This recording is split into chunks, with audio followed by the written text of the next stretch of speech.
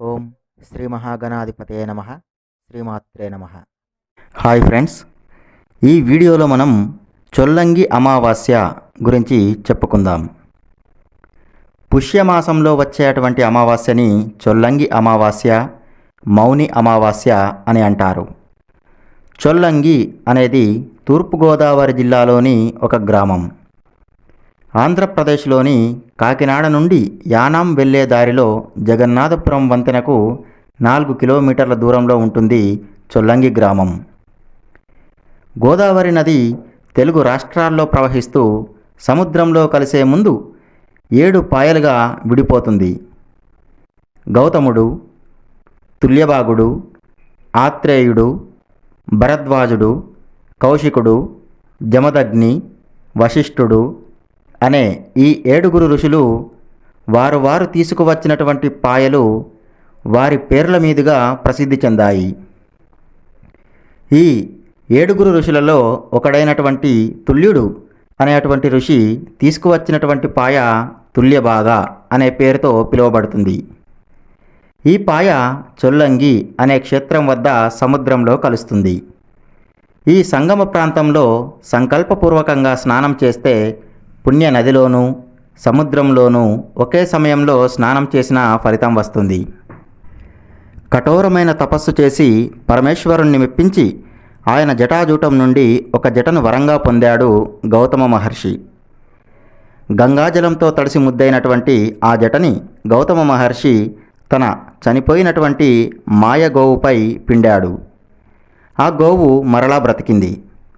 అక్కడ నుండి ఆ గంగాజలం నదిగా ప్రవహించింది.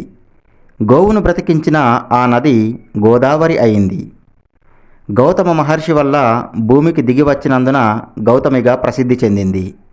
ఆ తర్వాత 7 మహర్షులు ప్రార్థించగా గోదావరి 7 పాయలుగా చీలి సప్త గోదావరి అయింది. ఈ 7 పాయలను గౌతముడు, తుల్యభాగుడు, ఆత్రేయుడు, భరద్వాజుడు, కౌశికుడు, జమదగ్ని, వశిష్ఠుడు అనే 7 ఋషులు తమ వెంట తీసుకుపోయి 7 చోట్లలో సముద్రంలో కలిపారు. ఆ కారణంగా ఈ 7 పాయలు ఈ 7 మహర్షుల పేర్లతో లోకంలో ప్రసిద్ధి చెందాయి. ఇప్పుడు ఎవరెవరు తీసుకువెళ్ళినటువంటి పాయ ఎక్కడ సముద్రంలో కలుస్తుందో చెప్పుకుందాం.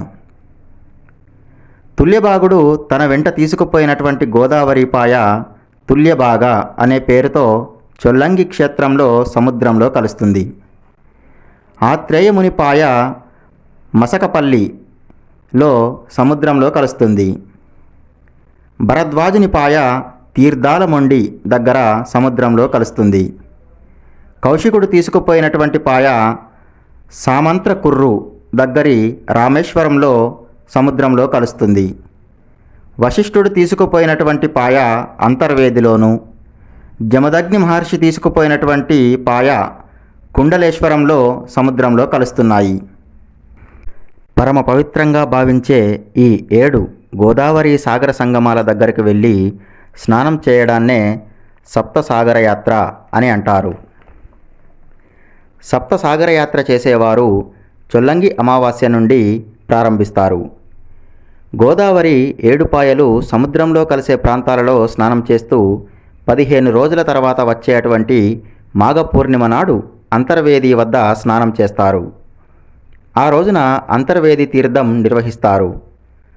చొల్లంగిలో 100 ఏళ్ల క్రితం నిర్మించినటువంటి బాలాత్రిపుర సుందరి సమేత సంగమేశ్వర స్వామి దేవస్థానం ఉంది. పుణ్య స్నానాలు చేసేటువంటి వేలాది మంది భక్తులతో చొల్లంగి అమావాస్య నాడు చొల్లంగి తీర్థం కలకలలాడుతుంది. చొల్లంగి అమావాస్య నాడు తుల్యభాగ సముద్రంలో సంగమించే చోట చొల్లంగిలో స్నానం చేసినా, దానం చేసినా, జపం చేసినా అఖండమైనటువంటి అక్షయమైన పుణ్యఫలాలు లభిస్తాయి అని శాస్త్రాలు చెబుతున్నాయి.